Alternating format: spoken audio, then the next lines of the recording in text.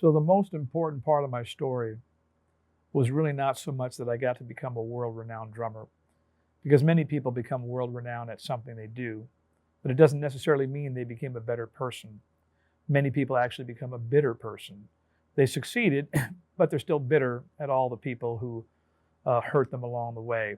And in doing that, I feel you lose. You lose in the battle of life.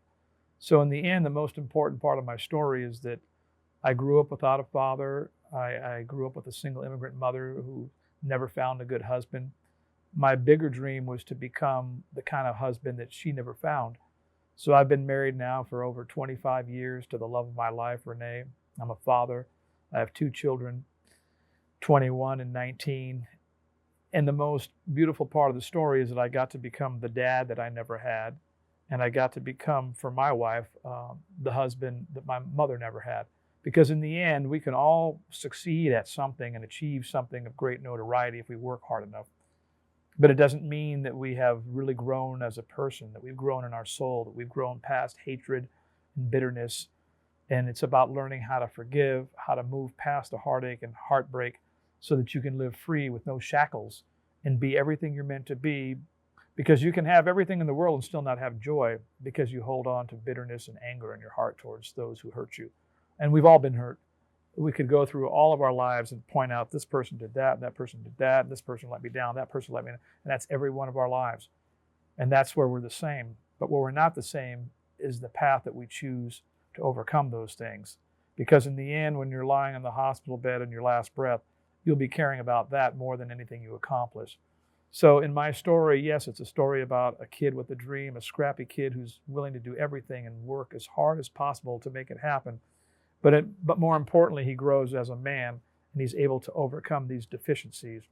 And it's just, I'm no different or more special than the next person.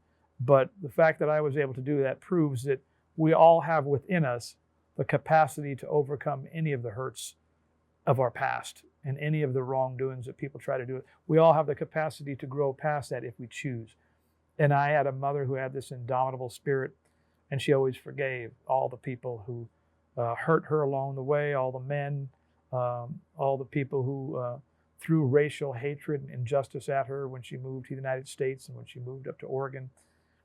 She ended her life still with love, and in the end, love conquers all.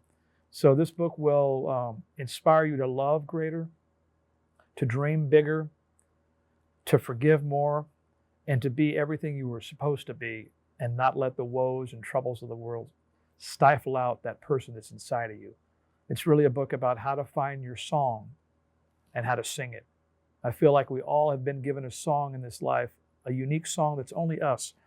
Yes, our stories are similar to many other people because, again, the human struggle is a universal one to all of us, right? But within that, each one of us has an individual, unique story that's different than anyone else's. And our purpose in life is to find our song, to find what makes us us, and be that unapologetically. This is who I am. This is what I was created to do. And to pursue that authentic self. And if you do that, you have won. You have won the battle of life. You did not let the world stifle and steal that song out of your heart. And that's the journey. That's the battle. Finding that song, finding that authentic self, and then being it and singing it to the top of your lungs because the world needs your song.